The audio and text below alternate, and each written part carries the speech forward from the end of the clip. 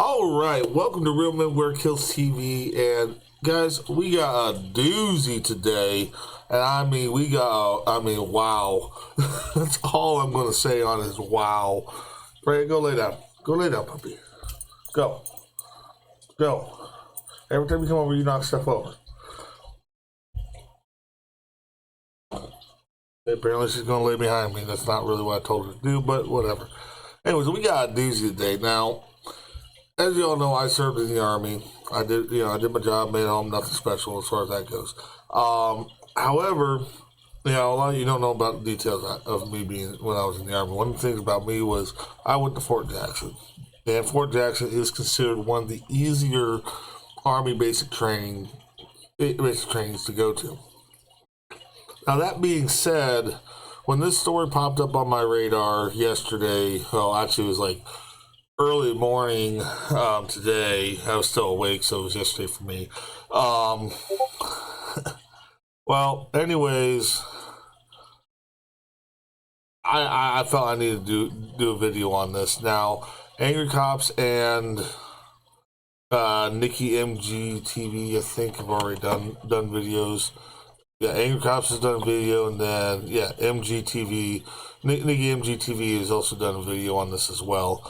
Now, anyone who's served in the Army, and probably the Marine Corps as well, I don't know about the Navy or the Air Force or the Coast Guard for that matter, but I'm sure there's individuals in there as well. But anyone who's definitely anyone who's gone through basic training in the Army or the Air Force or the Marine Corps has had that moment during basic training where they go, oh shit, what the fuck have I got myself into? And might even thought to themselves, oh shit, what the fuck have I got myself into? I need to get the fuck out of here. Now, any good drill sergeant's going to tell you when you start having those thoughts that the fastest way to get done with basic training, get out of basic training, is to complete the mission, complete the training, meet the standards, and graduate. And that is absolutely true. That is the fastest way. I saw guys who dropped out week one of my basic training, and they were still there when I was graduating basic training, and they were going to be there for the foreseeable future. Now, that being said, most people who, have these thoughts of, oh shit, what the fuck have I got myself into? Well, most of them don't act on it. Most of us don't act on it. We go ahead and just, drive on, complete the mission, complete the training, graduate basic training, go on to our advanced individual training, and eventually, make it out there into the military world and, serve our country in whatever unit we're assigned to, or units, depending on, situation. And that's the end of it. Eventually make it into, get out of the military and into the civilian world. Better people we were than when we left the civilian world and went into the whole military thing. Now, recently, looks like it's within the last couple of days, a trainee at Fort Jackson royally fucked himself. And by royally fucked himself, he acted on the whole idea of, I want to get the fuck out of here. And, he did some things that made it even worse than just, going AWOL. And somebody there at Fort Jackson needs to be held accountable for this as well, because, and the reason I say that is, somebody dropped the ball when it came to accountability of the soldiers. Being able to account for all the trainees, being trained. Because somehow this trainee, managed to not only exit, the training area with a rifle, an issued rifle, no ammo, but with an issued rifle, in his PT uniform, with a camelback on his back, with the bald head that every trainee has, male trainee has, and managed to get off post, where he then proceeded to hijack a school bus full of children. I mean, now, granted, you know, a little ways down the road, he apparently let the children off and let everybody off and then took off with the bus. But how he managed to do all this, words can't describe the level of fuck up on so many levels that it took for this to happen. How nobody saw him without a battle buddy and saw how he looks and then go, that's a trainee without a battle buddy. That's a trainee without a battle buddy and a weapon. Something ain't right here. Like, how do you not understand this? How do you not, like, notice this? I mean, you know, I'm going to be reaching out to Fort Jackson and see if they can't give me a statement on, you know, what's being done about this. I would like to do a follow-up on this just to be fair and balanced and get their side of things. But clearly somebody fucked up, and it might have been multiple somebodies who fucked up in this situation. And for sure, the trainee has royally fucked himself, because now he could be potentially looking at not only charges from UCMJ, which I'm sure they are going to royally fuck him up the ass with it, but he's also going to be looking at not only UCMJ action, but also charges from the state of South Carolina.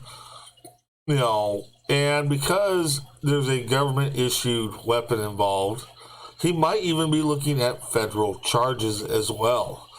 Which means the federal judiciary system's going to fuck him up the ass. The state judiciary system's going to fuck him up the ass.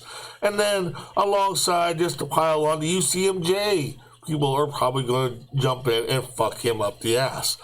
And, not to mention, because there's kids on board that bus, chances are the parents are going to want to sue for traumatizing their child.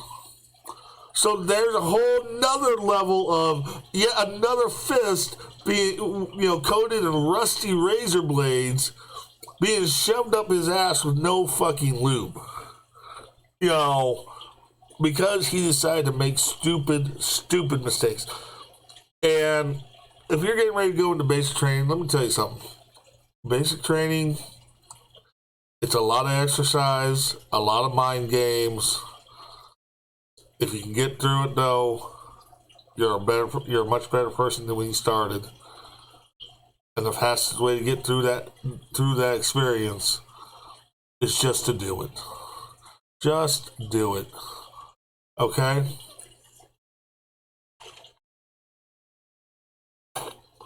You know, what this guy did is insane. I got some videos here. I just kind of searched it. Let's see. Here's one. Fort Jackson officials talk about training and hijacking. Let's just see what they have to say. We want to get their side of the story. And of course, we get an Air Force ad.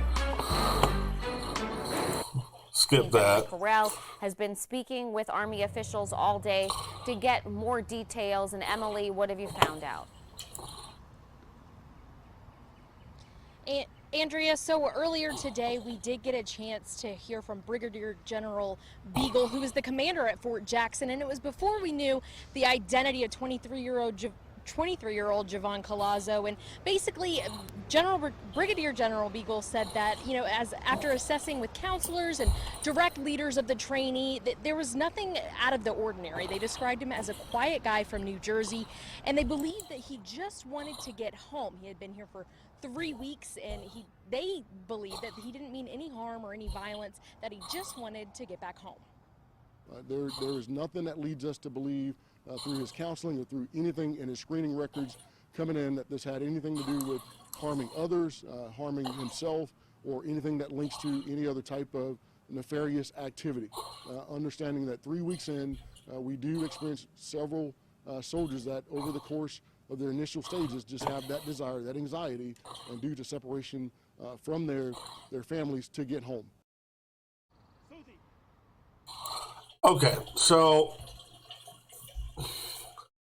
you know, I understand what the general's saying there. You know, that first 3 weeks of basic training, usually you call it red phase, it's intense. You know, it's part of red phase, and red phase is intense. You have mass punishment. One person fucks up, everybody gets fucked up. You know, it's one of those things where it's part of the process, and yeah, there's people who desire to go home after that period of time. They get homesick. They, have that fuck this moment, fuck this shit moment. All that stuff comes into play. But the fact that he took a weapon with him, even if he had no ammo for it, because all he would have had access to is maybe a couple blank rounds that they, I think when I was in, I can't remember exactly how many. I think there was like 3 or 5 rounds that were blank rounds that were there to make sure, and basically they were there so that we were taught the discipline of clearing a weapon before going into a building and, not having accidental discharges, that sort of, negligent discharges, that sort of thing. Basically it was an attention to detail and weapon safety tool having those blank rounds. But, the fact that he took a weapon, trust me, those rifles, you can still bash someone over the head with them if you had to, even without any ammo. And it's going to hurt. Trust me, it's going to hurt. But the fact that he brought a weapon with him, the fact that he potentially traumatized those kids, potentially traumatized that bus driver, at the very least scared them enough to make him cooperate, says a certain, that there was a certain level of harm potentially intended. So I'm going to disagree with the Brigadier General on a little bit on that, but I also understand, they do have all the counselings and, all the, mental health stuff that you got to go through when you join the military and all that stuff. And there's nothing, and I understand there may be nothing that indicates it there, but his actions certainly suggest that there was potential for him to do harm, and he may potentially have had that intent if needed. Anyways, let's continue on. So like he said, they experience this kind of anxiety when they're away from their families for so long, but never would you think that something like this would happen here in the Midlands. Ladies? Okay. So that, I guess that's their official statement right now. I'm hoping that maybe they can give me a little more when I reach out to them. It'd be awesome if they did. Anyways, let's see what else we can find here. I'm trying to stay away from what Angry Cops and Nikki MGTV has already done. Make sure you go to their channel, check out their videos. Make sure you give them likes and shares. And, subscribe to their channels. They do awesome videos. Let's see, that's Nikki's. I actually haven't seen Nikki's yet, but I'm sure it's a pretty good analysis of it. Let's see.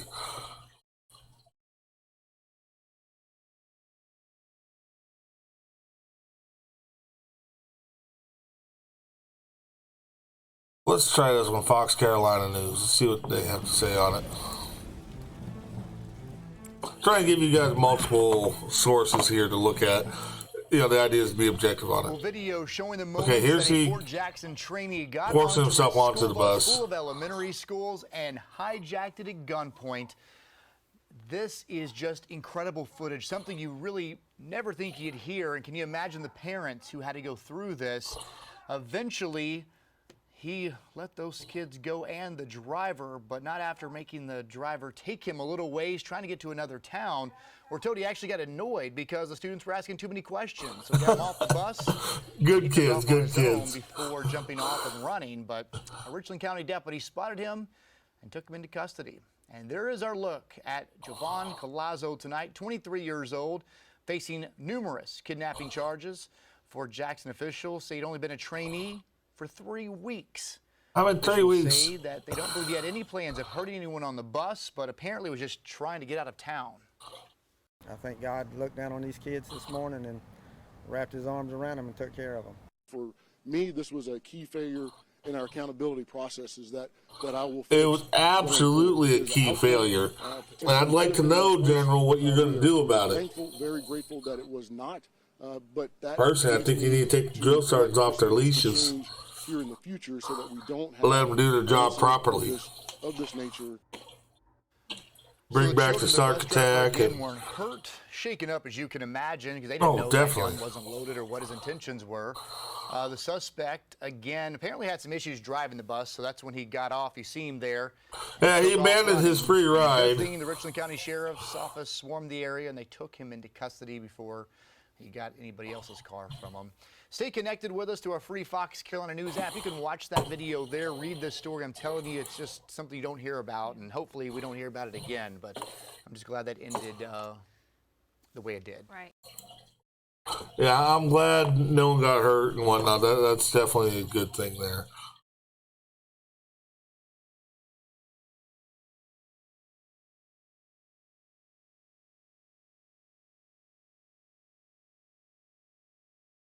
You look at this, I mean, this kid has royally fucked himself.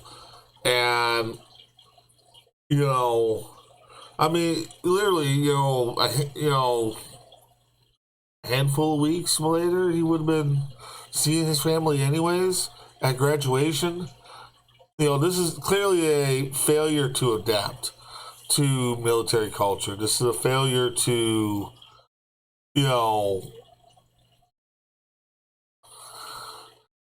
embrace the Army lifestyle, embrace the military, embrace the suck, because, well, quite frankly, there is some serious suckiness to this.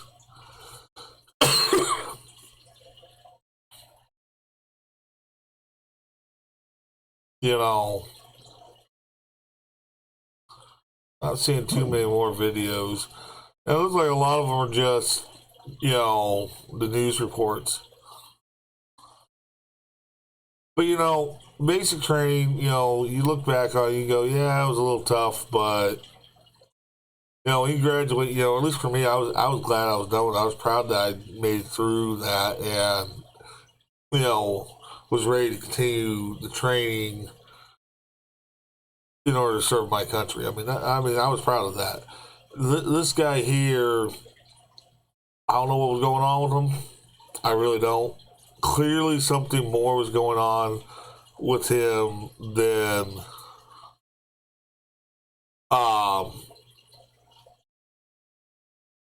what the mental health stuff showed.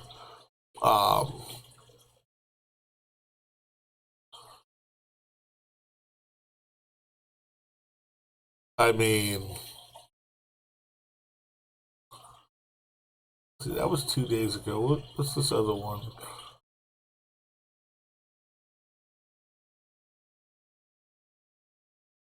Okay, that was 3 days ago. I'm not sure how long ago this happened, but it has popped up on my radar now, and let's see if we can't find some more information on this. I'm just trying to provide you guys as much information on this as possible.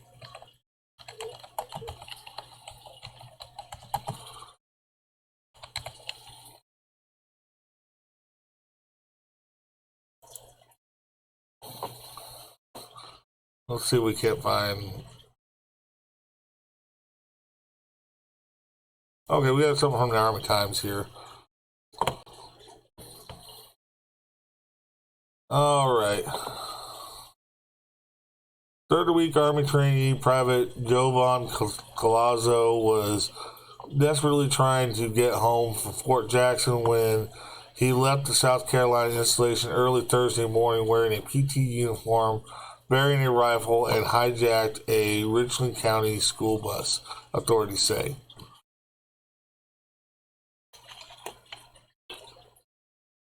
Hang on. Let's get rid of some of this extra stuff that's popping up. Colazo was arrested later that day and charged with 19 counts of kidnapping and single counts of armed robbery with a deadly weapon, carjacking without great bodily harm, pointing and presenting firearms at a person, carrying weapons on school property, and possession of weapon during a violent crime, according to jail records. They wanted to go home. The incident began at around 7 a.m. when Colazo, 23, left Fort Jackson without authorization, carrying his Army-issued M4 carbine rifle, according to installation officials. He left Fort Jackson when his unit was conducting personal hygiene after unit physical training in preparation for breakfast and other training events, said Leslie Sully, a Fort Jackson spokeswoman. Okay. So he managed to slip out during personal hygiene time in between PT and breakfast. You know, you're not given a whole lot of time, during that period of time. You know, it's a pretty chaotic time period. So I guess theoretically, if one was smart enough to take advantage of that, they could. But here's the thing. He was still in his PT uniform. He still has Camelback on, and he has weapon. How did no one notice him leaving the basic training area dressed like that with the weapon? Clearly a basic training. Like, how did nobody see him or stop him or something? I mean, because Fort Jackson, I mean, I remember when I was in basic training, it was a busy place. There was constantly vehicles going by on the road, past our barracks. There were, all times of day. It was a busy place. I mean, you'd be better off at night, trying to pull something like this off, But he managed to pull it off in the early morning. Like, he should have easily been caught. Somebody should have seen him before he even got off the post.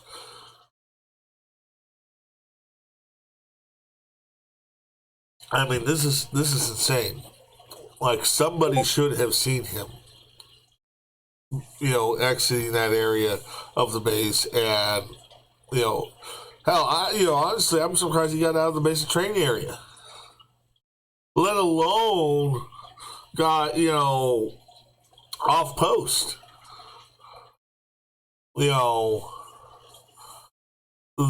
This is just, what the fuck? Colazo was attempting to return home, Sully said. After failing to hitch a ride from any cars on Interstate 77.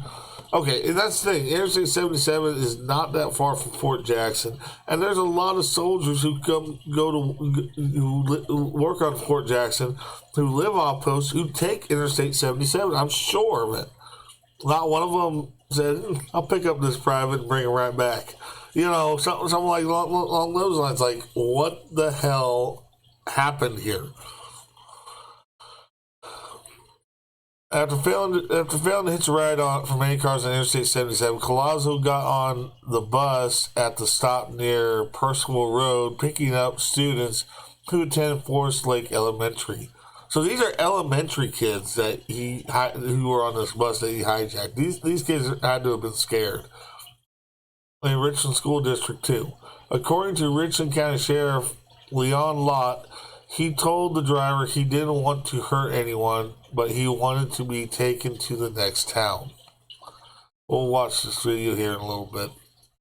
Soon he became frustrated and let the children and the bus driver out and drove away. A few miles later, he abandoned both the rifle and the bus and went off in search of clothes in a nearby neighborhood. Lott added police found him and he was arrested without incident. Law added that the bus driver is to be credited with keeping the children protected and de-escalating the situation. Trainees like Colazo are issued rifles in preparation for marksmanship training, said Sully. But they do not have access to ammunition until they are designated marksmanship range, she said. Okay, they do. Well, at least when I went in, they do get blank range. I don't know if they changed that. If you're a current drill sergeant at Fort Jackson and you want to make a comment in the comments, please, do follow up with us. I would greatly appreciate it. Colazo, a member of Company Alpha, 1st Battalion, 61st Infantry Regiment, had not yet been to a marksmanship range or had access to ammunition. He arrived at Fort Jackson the second week of April and was in his 3rd week of basic training with his unit. Fort Jackson Commander Brigadier General Milford H. Beagle Jr. convened leaders from across the installation to assess the force protection and personal accountability and any... Oh, I hate when that does. Okay, where was I? And any additional measure to prevent any future incidents, Sully said. The entire Fort Jackson team continues to communicate and work with Army headquarters leadership to immediately implement changes that ensure the safety of Fort Jackson and our local community. In addition to the Richland County Sheriff's Department, which is the lead agency in the investigation, Fort Jackson leadership has initiated their own investigation and continues to work with the Sheriff's Department, Sully noted. His next of kin have been notified that Colazo committed a serious offense and remains in custody of local law enforcement pending charges. Okay, let's watch this video up here and then we'll kind of digest all this. See a bunch of adults standing here. Very thankful that we had a situation this morning that ended very peacefully, where we didn't have anyone that was hurt. Probably one of the scariest calls that we could get in law enforcement as a school district is that a school bus has been hijacked with kids on it with someone with a gun. And that's what we had this morning. I will start off by saying all the kids are safe, the bus driver's safe, the bad guy has been apprehended, so there's not any threats anymore. This investigation is now getting into the investigative stage. Initially it was in a recovery and arrest stage. Started early this morning around 7 o'clock on Fort Jackson, where a Fort Jackson trainee dressed in PT clothes, armed with a rifle from Fort Jackson, ran off post and escaped. Initial call that we got was with someone on I-77 that was flagging cars down, trying to get in cars. That was the initial call that came to us. Shortly thereafter, one of our deputies was stopped on Percival Road by a parent of one of the children that was on the school bus, and that parent told our deputy that this child was on the school bus and there was a man with a gun on the school bus. What we've been able to discover at this point is after the trainee left Fort Jackson, did not get picked up on the interstate, was on Percival Road at a bus stop. There were some children that were getting on the bus. Their final destination was in Forest Lake Elementary. After all the kids got on the bus, the trainee got on the bus, dressed in his PT clothes with a rifle, and told the bus driver that he didn't want to hurt him, but he wanted him to drive him to the next town. So the bus driver started driving. The trainee brought the kids to the front of the bus. The kids started asking lots of questions to the suspect if he was going to hurt them or the bus driver. The suspect got a little frustrated. The bus was stopped close to where we're standing right now, and that's where the kids and the bus driver got off the bus. The suspect then drove the bus to a couple miles from here, where he abandoned the bus, left the rifle on the bus, went through neighborhoods trying to get rides, trying to get clothes. At Percival and I-77, where deputies spotted him and civilians spotted him, at that point he was arrested without incident. So he is under arrest at this time. He'll be charged with multiple counts of kidnapping and whatever charges that we can put on him. Very scary situation this morning. What you saw was a joint effort by the Richland County Sheriff's Department, Columbia Police Department, South Carolina Highway Patrol. We all had officers that responded, surrounded this area, moved very quickly. Richland 2 School District was working with us also, providing us information. I'm going to let the chairman of the school board and also the superintendent talk in just a minute. A couple things that we have going on right now is addressing the needs of the kids that was on that bus. You can just imagine they were scared to death, along with that bus driver. We're going to pause that for a second there. You listen to what's going on here, and it does sound like, he didn't really intend to hurt anyone. Because, if he had, he probably would have used that rifle to hurt the kids and the bus driver, especially with the kids asking all the questions and annoying them and whatnot. He instead, thankfully, chose to let them off the bus and continue on, with them being safe. I can only imagine what, how terrified those kids were. Here's somebody copping on the bus, he got a gun.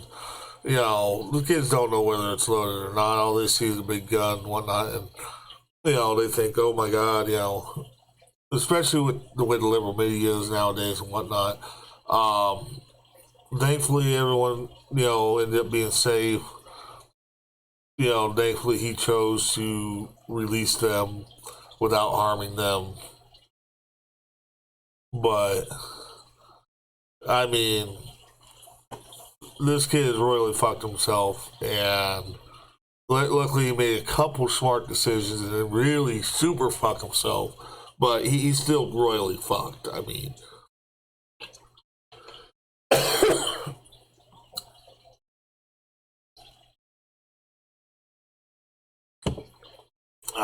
Okay, let's continue on. I will give the bus driver credit. He kept his cool. He didn't overreact. He didn't get excited. He kept his cool enough that kept the situation calm. And I will tell you, his main concern was the safety of those kids, and he did his job. So the subject has been apprehended. We're going to address his charges. The bus driver definitely needs to be commended Fort there. Jackson now to determine some more about this individual. We do know he was a trainee. I think he's in his third week at Fort Jackson. But again, just very, very scary situation that, fortunately for everybody, turned out well. The kids are safe physically. Now we just have to address them psychologically and mentally. So, Chief Holbrook was out here. You'll see both of us are not in our regular clothes. We were both working out in the gym and exercising when we got the call and responded. But again, it's just a joint effort. It shows what we can do in teamwork when agencies come together. The city, county lines, it didn't matter this morning. The main concern was rescuing these kids and get them safely. So we've done that. James Manning, the school board chairman, would like to address it. Thank you, Chair. First and foremost, on behalf of the school board, we are so happy that the students and the staff are safe. I've been on the board now for over 10 years, and I've never received a call that scared me as much as the call that I got this morning, that a bus had been hijacked with our students and staff. So we're very happy that they're safe. I appreciate the fast response and the cooperation that we have from the Sheriff's Department, City of Columbia, the school district. Unfortunately, we have practiced for crises, and that practice came in to play where the lines of communication and the cooperation and the protocols were in place to have this be corrected very quickly. Past that, I'm going to hand it off to our superintendent, Dr. Davis, who will describe more about what we're doing and some of the issues that will follow from this issue. So thank you very much. I want to first start off by saying that I think it's more than appropriate to host this press conference on this grounds in this location.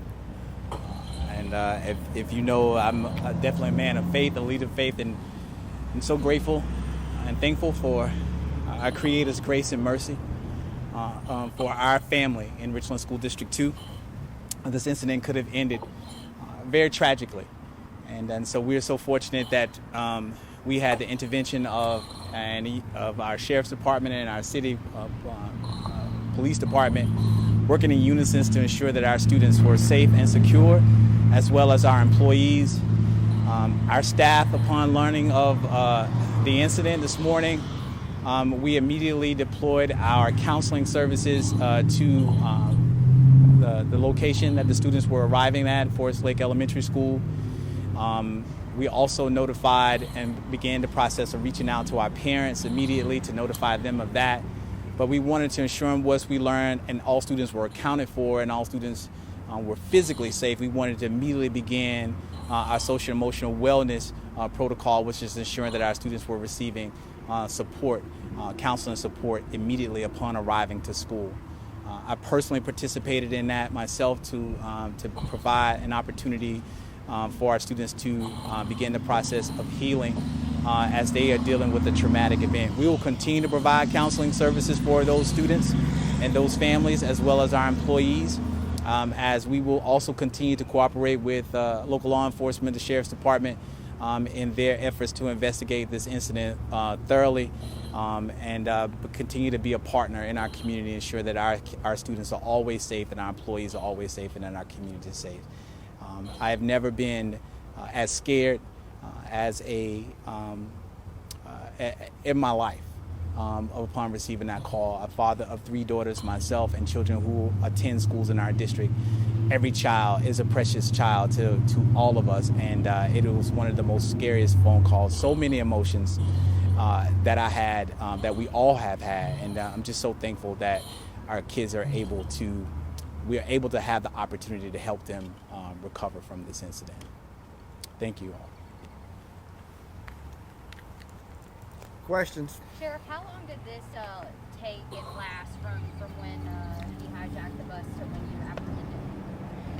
Probably an hour, maybe a total of an hour. Things moved very quickly. We were able to flood this area with lots of police officers and deputies very quickly. Once the call went out, Columbia Police Department responded, the Highway Patrol responded. We had deputies that were here, so we had the area surrounded very quickly. We located a bus. We didn't know if he was still on the bus, so we had to move our special response team in to check the bus, and he was not there, but then he was quickly located on the interstate. Where did he abandon the bus again? It was on the Old Purcell Road. You said he drove it about a mile? Probably a couple miles he drove it. He was having difficulties driving the bus. But again, he left the rifle on the bus, so when we did enter the bus, we saw that the rifle was there. Again, I think it's significant that we're here in the church parking lot. I think God looked down on these kids this morning and wrapped his arms around them and took care of them. How many children were on the bus? Had 18 kids and the bus driver. Was that full? That's just what was on the bus. I don't know if it was full or not. So we'll release the suspect's name later on. Again, right now the investigation is full force. We'll determine what charges going to be brought. We'll get with the solicitor's office and determine what charges he's going to be brought with, and then we'll release that information later. So, how were parents notified? Well, some parents were getting calls from the kids that had cell phones. They were calling. So word spread very quickly, and we were able to reunite the kids with their parents. I know the school district handled some of that also and got in touch. And I think as Mr. Davis and Mr. Manning said, there's a plan in place. This is something that, unfortunately, we have to practice. We practice entering the bus with somebody that's armed. The schools practice notifying parents when something like this has happened. So everything that we've practiced went in place this morning, and it worked. From the response from the school bus driver to the parents to the kids to school district to law enforcement, everything fell in place this morning like we've been training to do. So, that's the training does pay off, and that's why we do it. You said that he had escaped from Fort Jackson and was, trying to, hitch a ride. Did you just see this as a We don't know. All we know is that he ran off of Fort Jackson armed with a rifle, and Fort Jackson tried to catch him, and he was able to get off a post. And then from that point on, then we got involved in it. So, but we'll have more details later. Thank you. Thank you. Okay. So, you look at what happened here, and, thankfully everyone ended up, being safe. Thankfully, this ended in a peaceful manner. Thoughts and prayers go out to the families and the kids that were involved. Thoughts and prayers go out to the bus driver. He should be commended for keeping those kids safe and de-escalating the situation.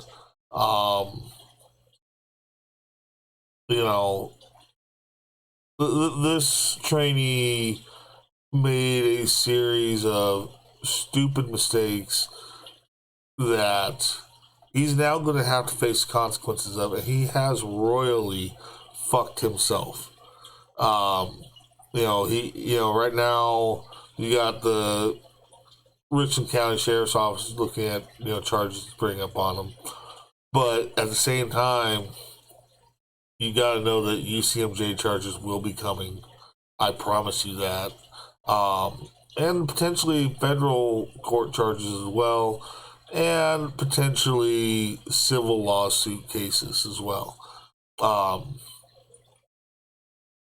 All that definitely is probably coming. So I'll kind of keep you guys posted as I find out more information. If I find out more information, I'm going to, like I said, reach out to Fort Jackson tomorrow, see if I can get some more information from them, and I will probably reach out to Richland County Sheriff's Department as well and see if I can get some more information from them. Maybe even some body cam footage of the arrest. See what I can come up with for you guys. This is, like I said, everybody's gone through basic training has had that moment of, oh, fuck. Well, for me, it was day one. It was day one of basic training. I had that moment of, oh, fuck. And you know what? I pushed through it. Had some great advice from drill sergeant. Told me the fastest way to get done with basic training and leave is to go ahead and get it done and over with. And I took that advice and I made it through. Thanks, drill sergeant, for giving me that advice when you did. I needed it. You know who you are. I'm not gonna call you out, but anyways, that's going to be it for us today. Like I said, I'm going to try and follow up on this story a little bit more, mainly because I went to Fort Jackson, and I'd like to see what they're going to be doing about this. With that, you've been watching Real Men Wear Kills TV. I'm Patrick Joy, and I'll catch you all later.